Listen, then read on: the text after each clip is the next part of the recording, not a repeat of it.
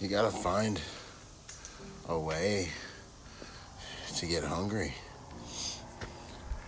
The huge thing that makes differences in people is hunger. Your ability to be hungry and get up and get after this stuff. You gotta tap on that passion. What you love, what you hate. You gotta find a way to find your hunger.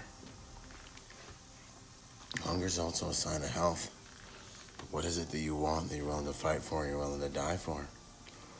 What is that thing? That thing's what your life is supposed to be all about. Where you're gonna be life's employee. Ask yourself a question.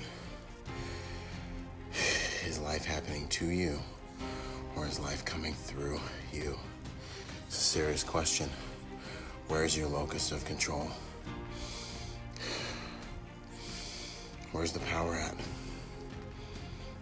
Is it internal or is it external? You need to figure this out, because this is where it begins. And this is why you must become strong. You must become strong so you can internalize that.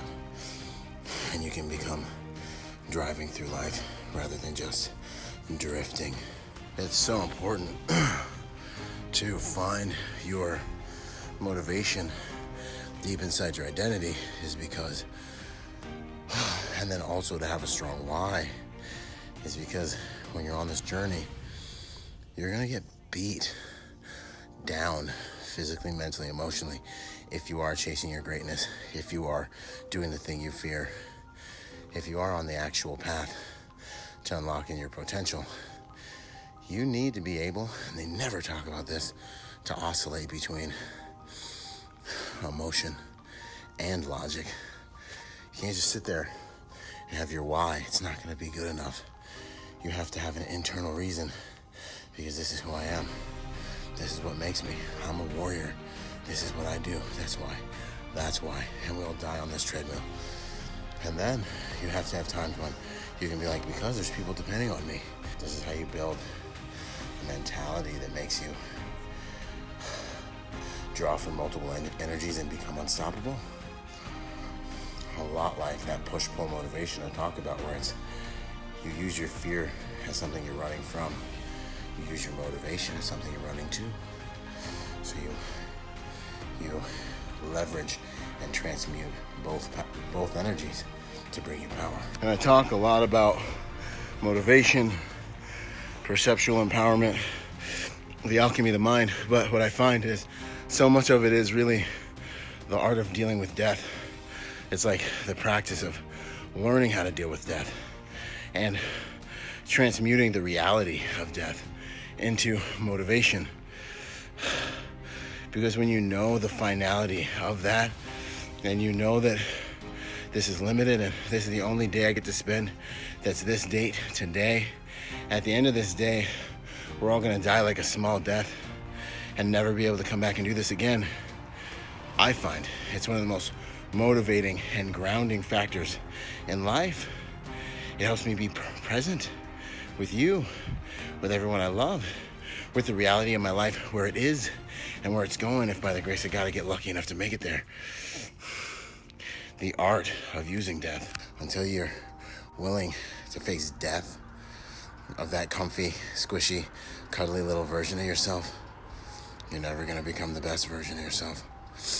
You have to be willing to sacrifice that version of yourself, willing to kill that version of yourself, willing to die on those levels, on the altar of progress and potential, in order to unlock the highest version of yourself, which is the ultimate comfort.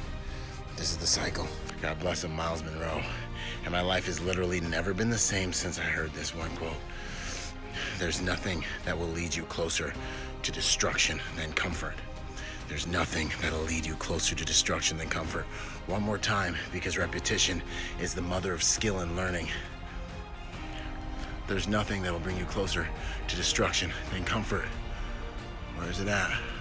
Oh, there it is. Kill the comfort, kill the weaker version of yourself. Find the purpose within the pain. Unlock the potential in your process Time to get after it. Most people don't even get to know this version of me. By the time I leave the house, I got my childproof scissors on.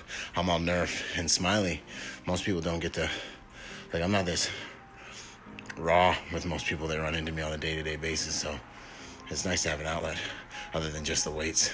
So thank you for watching. If I get hit with this whole, like, I get this feedback, like, you know, you think you're special, don't you? Who do you think you are? And I'm like, huh?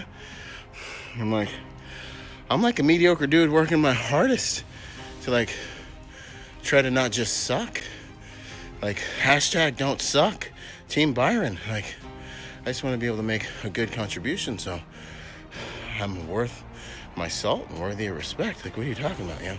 So it always catches me by surprise, right?